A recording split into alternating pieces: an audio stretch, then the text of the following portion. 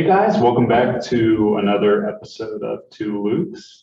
And with me today, as always, Luke. I'm Luke.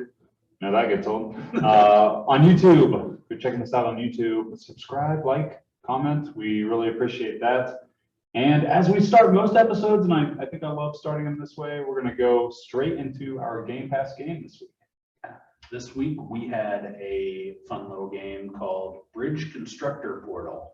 Yes. Would you like to go ahead and describe this game for us a little bit? Yeah, I would. So to me, this was almost like an app game, but with incredibly enhanced graphics. And you are a construction worker who builds bridges for forklifts to get across. Yeah? Essentially, yeah. So And it also, apparently Bridge Constructor is like its own kind of franchise. okay. And the reason this is Bridge Constructor Portal is Of course. ties into the Portal franchise. So you actually, a lot of the times your forklifts are going through portals located at different parts of Yes. the map or whatever it is. So it creates a lot more interesting hurdles that you have to jump through to actually make a working bridge. Yeah. So yeah, it's not just build a bridge over this empty canyon. If you're building a bridge over a canyon, it probably has green goo in there as well. But yeah, the portals, so essentially you'll go through a portal, come out a portal as well, which definitely adds a layer to this. So you want to start with your thoughts overall on the game? So my first thought is this reminded me, maybe not exactly, but a lot of a game that I played a ton as a child, and I maybe haven't thought of too often since then. There's a computer game called Lemmings. Okay. I don't know if Heard you're of it. familiar with this. Basically, you have these little lemming people, and you can give them jobs, and as they're coming out, you're trying to get a certain amount of them to the end. They can either dig, they can block other people, Yeah. they can explode. So while this isn't the exact same, it reminded me a lot of that same concept of you're starting here, you've got to end here, and you have to come up with what's in between to get you to the end. You have to learn different ways of supporting these bridges. Obviously, sometimes you have to make them shorter because the portal is going to come from top to bottom. So you have to make room for your car to go through there, your forklift. The angle very much matters on a lot of them because some of them you have to have enough angle to get speed. Other ones, if there's too much angle, your forklift will fly in the air and leave the track. And honestly, it was a lot more difficult than I thought, but not in a bad way. Agreed. I very much thought that the difficulty was perfect on this. Yeah, it took me a little bit during the testing phase, I guess, where they're teaching you the tutorial. When like the very first bridge took me a minute to figure out, and then once I figured that out, just a little vague on the instructions. I kind of like that they don't just hand you everything, but it took a little bit to get through that. The angle thing, when you mentioned that, it was like the one track where multiple, but the portals are all catty corner, and you have to figure out how to get it like turned. And I thought this was really well done, a game that never would have played, as we say for all of our Game Pass games, but glad we did. I think this was one that I enjoyed. It's mindless in terms of there's no real end of the game necessarily, but a lot of thinking and strategy to it. Right, thinking, strategy, and there's really not much consequence. Right. So the premise of the game is you're at this company that doesn't care about its employees at all. And so the comedy there I thought was pretty good. Yeah. And they always count your money of, oh, you wasted this much money making this bridge. So I don't know if further on, all I did was the first 10 levels to get through kind of that training mode. So I don't know if the money comes into play later on where you have to keep it under a certain amount or anything like that, but that could add another level of difficulty as well. Yeah, that's about exactly where I got to as well. So I don't know, but this is one that I think if I have 10 or 15 minutes just sitting around, I'll probably throw it on and play a couple levels. And yeah, I'm not getting rid of this one. I will play it again. And like as you said, there are no consequences really. Right. You can sit and you can play a level, and if you don't finish it, so what? Scrap it and you'll come back later. Yeah. I mean, it's a fun, maybe just time waster, but I really enjoyed it. Yeah, like I said, that's what kind of reminded me of the app portion of it, to where this is one that you would sit on the toilet and play this game, just play this app. Like it just seemed like that kind of game to me. But again, much higher quality. Wasn't a huge fan of the voice of the whoever's giving you instruction. The GLaDOS Yeah, voice, yeah, but yeah, I thought it was a good game overall. I kind of enjoyed it. Yeah. I enjoyed it a lot. I honestly think, obviously, once again, these scales aren't really comparable to other Yeah. games because you can't compare this to a AAA game. But for what it was, what I was expecting, what I got out of it, I feel like this has to be I'm going to say at least a 7. I might even go up to an 8 on it. Like, Yeah. it's that good. I'm at like 6.75 to 7, so right in there as well. I thought it was well above, or maybe not well above average, but certainly above average, and I think I'm gonna play more, so that means something. Yeah, absolutely. This is one of those where there have been some we've groaned about and stuff. This one I'm legitimately excited that we played, legitimately excited to play a little more, and really hoping that next week's game is the same. Yeah, so next week's game, we have a couple things going on. I think we joked about it last episode. My internet is very bad, so it takes a couple days to download games that get interrupted. Options are Octopath Traveler, which is one that randomly came up. Fallout 4 randomly came up. Those two were close to being downloaded, so knock on wood. If it's something different, we'll shout it out on social media. You guys, we'll let you know for sure what it is before we play it. So yeah, either way, both much larger games than we've been playing before. Octopath Traveler maybe a little more niche, but still, I mean, it's got a Switch version that was very much publicized, and obviously Fallout 4 I don't really have to say anything about, but once again, games that maybe we wouldn't have played. Yeah, so regardless of what it is, we'll be excited and we'll come here and talk about it for sure. We have 2 random things this episode, taking a break from our normal discussion topics and just going to talk about a couple random things. The first one is just a simple question. What's the weirdest thing you've ever seen in the woods? Which is something that I came across that I thought would create good discussion. The weirdest thing I've ever seen in the woods is my father's underwear. Do go on.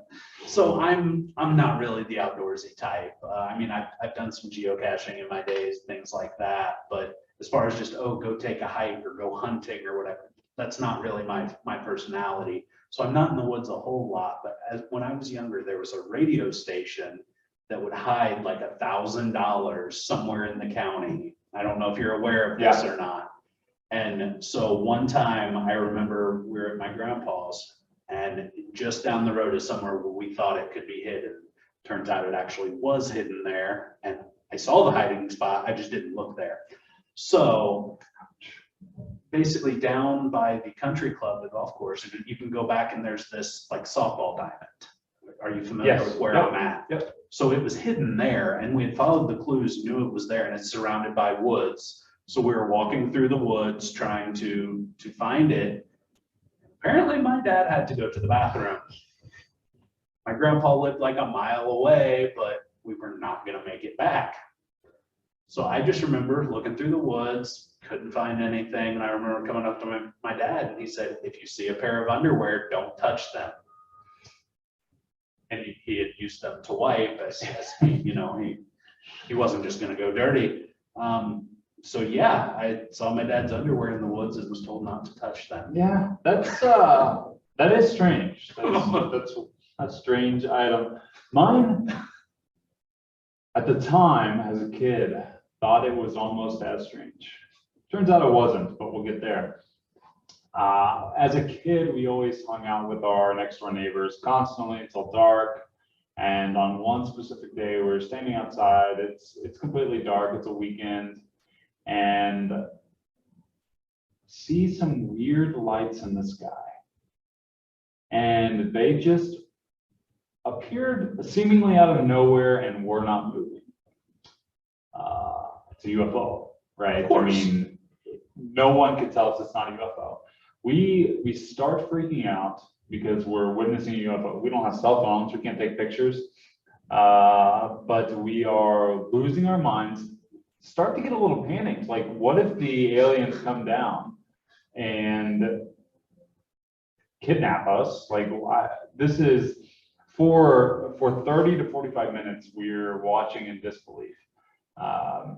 Go home, can hardly sleep, right? These lights are in the sky. They never moved. So it's just these lights that were literally not moving to our eyes. I mean, we could not see it. Come to find out several days later, it was a blimp that was going from maybe something like the Indy 500, like a blimp, and they were taking it back wherever, but just an incredibly slow moving object that was going by. And obviously blimps are moving, so why it seemingly hovered for such a long period of time, don't know. Maybe Yeah, that it was wasn't just, 2 minutes, it was 30 to 45. yeah, which could have just been us as kids just saying that light in the sky is not moving. But or more likely, was it a blimp, or is that what the government told you it that's was? true. That's true. That message did come straight from the government. But I remember I'll always remember that, and how excited and then scared we got just at the thought of the fact that we were seeing a UFO. But a fun time nonetheless That's fantastic. to look back on. And the other random item, that not even a question here, I don't think. Shop class came into my mind, and I wanted to talk about shop class. And then I was thinking about home ec. I took home ec, you did not, and in school. And I think this was as a 7th grader. So home ec, I'll start there. We can go to shop class. We had a very popular day everybody loved, where we made our own chocolate. We would use molds, like make chocolate suckers. You know, you just put a sucker stick in the chocolate, and was fantastic. Also in that class, learned a couple random things that we didn't learn to necessarily knit. I think they did things, but cross stitching, something we learned in that class. And for some reason, I loved it, and then continued to cross stitch outside of school. So I was probably the only 7th grader in the world who was cross stitching at home, making cute little things for my girlfriend, right? I remember the first thing that I think I cross stitched in the class was a golf ball and a tee, was one of the options. So I was like, yeah, cool. So cross stitched that. Went home and then would cross stitch a little bit freehand, but that is way harder than you would think. So I started getting patterns. You could just buy patterns and you would cross stitch over there. Remember doing a giant wolf head, was pretty cool, but that was so complicated, like several different colors. But cross stitching, just something that I haven't done in years, probably could not do it to this day, but just really remember from junior high learning how to do, and took that outside of school and cross stitch for probably a year or so. Like, I want to make fun of you so bad, but like, I'm sure I've done plenty of things that are easier to make fun of than that. Yeah. Cross stitching is one of those things, like my wife always says she'd love to cross stitch. Yeah. She just doesn't know how. So maybe you can remember all those techniques. Maybe I can YouTube how to cross stitch and then teach her. Yes. But shop class, I mean, for me, the biggest thing I remember about shop class was making the cork board, Yes. which everybody had to do. I don't think I cut my finger off, or almost cut I know I didn't cut, or almost cut my finger off, or had any scares. I know I was terrified, but I was pretty cautious. Yeah, for as much as I am not outdoorsy, I'm even less handy with tools. So I didn't even come close to cutting any fingers off, because a classmate of mine named Hannah did mine for me. So you wouldn't even use the saws. Correct. Yeah, so thank you, Hannah, for creating my cork board. And I got a good grade on it, so I really appreciate that. That's great. So I think one person while we were in high school did have an accident. I rode my bus by the name of Paul. I think did cut his finger pretty significantly. I think he still has it, or a portion of it. But yeah, shop class. I was saw class. I was always a little terrified, because I was just like, the same as you, not handy at all. I don't use these type of saws, and you just trust me to go cut these boards by myself? I mean, you're not watching me you have a class of 25 or 30 people. Yeah, the classroom portion I enjoy. Yeah, movies. Yeah, yeah, mostly. But I mean, even I'm coming with the plans and stuff, okay, cool, but then when it came time to actually build, no, pay somebody else. Pretty terrifying. Okay, so fun random topics, and I think we also want to recap on Survivor. It's been a couple weeks. Yeah, we've got a couple weeks under our belt. I feel like quite a bit has happened these past couple of weeks, so we should probably talk a little bit more about our feelings here. Yeah, our feelings and our favorite Ben Stiller lookalike, probably Brad. Brad is unfortunately no longer with us. R.I.P. Brad. Got eaten by a shark. Brad went crazy. Yes. Brad left, but he probably needed to based on his action. Man, one day he ran up the entire side of the beach to beat people to the watering hole to see if they were going to talk about him, which they were. He found 2 beware advantages, which probably ultimately did him in. Because he just immediately went and told people that he found these beware advantages. Yeah, I think he believed he was in an alliance with everyone and he was in an alliance with none of them. Yeah. And he also, one time, I think it might have been the week before he got eliminated, just straight up told somebody to their face, oh yeah, we're all thinking about getting rid of you. Yeah. You can't say that. The most reckless Survivor player, and did not last too long at all. Yeah, no. The person that I wish would have gone instead of him was Tiffany. Yes. Who is also incredibly reckless and crazy. Like, got chosen to go off on the secret island, right, with 2 other people, and was just like trying to convince one of them that they had to keep their vote so she could get an extra one. Basically, right? She just flat out told him, I'm getting an extra one. I don't care what you do. That's what I'm doing. And like, there was one challenge where I think you could say she single-handedly lost it for her team. And so when they get back to camp, Voce, was it Voce? Yes. It ended up said, oh, well, she struggled. I think we should get rid of her. And she took that super personally and got so mad about it. Like, you just lost your team the challenge. Of course they're going to think about getting rid of you. She cried, which I'm not a big fan of the criers. Like, I'm out here to play like serious. Like, I don't want to deal with the emotions along with it. Yeah. So to be upset that they said you were weak when you were weak in that, and also to sit there and many times verbally say, oh, well, I'm really great at the social game. I'm really great at the social, like, if you have a good social game, you're not telling everybody you have a good social game. Yeah. And if you have more to talk about Tiffany, we can, but I could also transition that over to JD. I think he's kind of the same way. Talks about how great he is. Yeah. But if you wouldn't have to talk about it if you really were that great. Yeah, I mean, I was done with Tiffany. I was a little sad that Voce left. I not that he did necessarily anything for me, but I would have much rather seen Tiffany go, or Xander, right? That was originally who they were going to get rid of, and she switched to Voce just because he said her name when everyone should have been saying her name. And Xander's going to be a huge threat if he stays in the game. I like the hidden immunity that each person has to have, and they have to say a bizarre phrase. I love that. But of course, Brad had one, so I don't know if they're going to have to hide that, or if it's just dead now. So Brad found one, Xander found one, the third tribe has not found it. So what's Xander going to be thinking of? Oh, Brad's gone. Does that mean do I never get my vote back? Yeah. Or do they rehide it? Somebody else finds it. They have to rehide it, but now it's just going to be awkward at the immunity. So at the immunity challenges when they have to say their weird phrase, and Xander's was butterflies are just dead relatives saying hi. And Brad's was a broccoli is just a forest of plants or something. It's a bunch of little trees. Yeah. You said it better than he did. Yeah. But just bizarre. So yeah, it is going to be interesting to see what happens tonight, actually.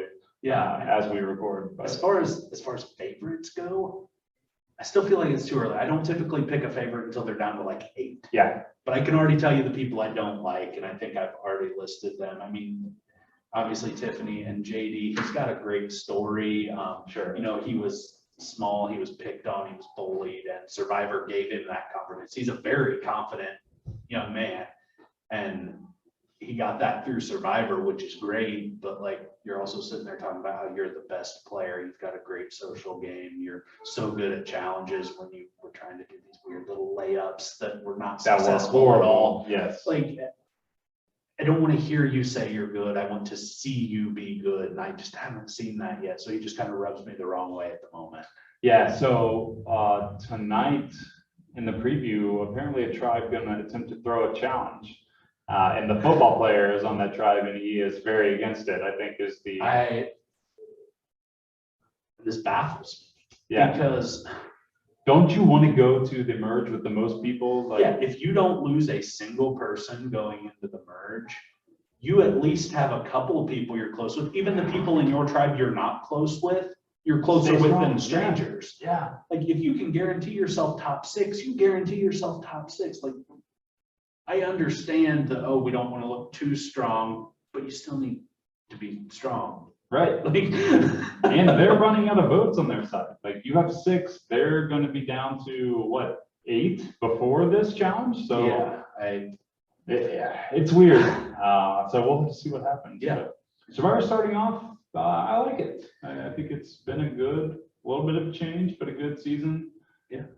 I feel like they keep touting, oh, the stakes are higher. And like, yeah, it does kind of feel like, I feel like things are moving quickly. It's only been a couple weeks, but I feel like, oh my gosh, they've got done so much. Well, the double tribal, every time you lose your flint. I know that was a big thing. And, you know, they're struggling a little bit more. It's a shorter time period. I think we mentioned that last or a couple episodes ago. Yeah, and that last thing where it's like, oh, you can try to get an extra vote or you can get a tarp. And like they showed the one tribe just sleeping on the beach. Yeah. Like they don't have a shelter or anything. So it's like a tarp, something as simple as a tarp could change everything there. Yeah. Yeah. So it will be interesting to see how it plays out. So we'll maybe recircle back up to Survivor in a couple of weeks and see if Tiffany finally gets voted out. So yeah, I think that's pretty much it. Anything else this week you want to? No, I don't think so. I think we kind of fit everything in there where it needed to go. Yeah, so again, stay tuned to social media, our Facebook and Twitter to see which game we're going to play next. Probably one of those that we mentioned, Octopath or Fallout, but in the event that it's something else, we'll let you know. And otherwise, until next time, appreciate you listening. If you can, again, subscribe, like our YouTube page. We really appreciate it. For Luke and Luke, we'll see you next time.